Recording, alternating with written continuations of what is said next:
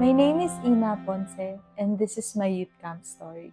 Before ako nag-attend ng youth camp, punong-puno ako ng worries and fear of the future. Nalala ko noon, umiiyak ako lagi noon sa unan ko pag namimiss ko yung daddy ko. Nasa heaven na kasi siya noon, grade school pa lang ako. Niisip ko noon, paano na yung family namin, paano na yung mami ko mag-isa, papalakihin niya kaming tatlong magkakapatid. And fear ko din talaga noon kung paano kami matatapos mag-aral magkakapatid. Sobra akong mag-worry and mag-overthink. Umabot sa point talaga na pinapa-check up na ako ng mami ko noon kasi sobrang naglalagas yung buhok ko. As in, nagpupoknat na yung buhok ko noon kaka-worry and sa sobrang stress. Then, first year high school, sumama ako ng youth camp.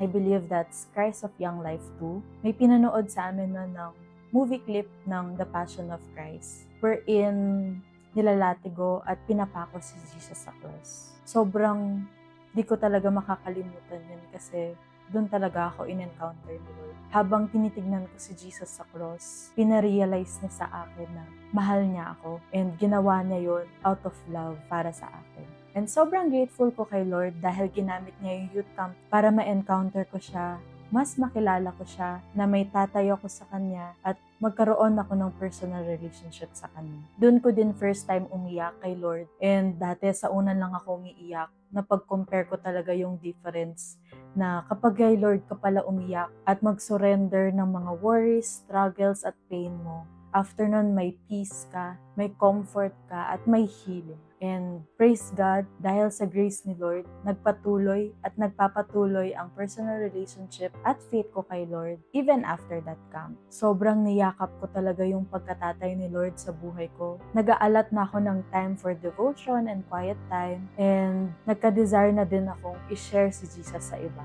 Eventually, nag-commit na din ako para magpagamit para sa mga gawain para kay Lord. And para sa mga kabataan na sasama this coming youth camp, I would like to encourage you to prepare your hearts, give your full cooperation, and be excited sa gagawin ni Lord sa youth camp na ito. God bless, and to God be all the glory.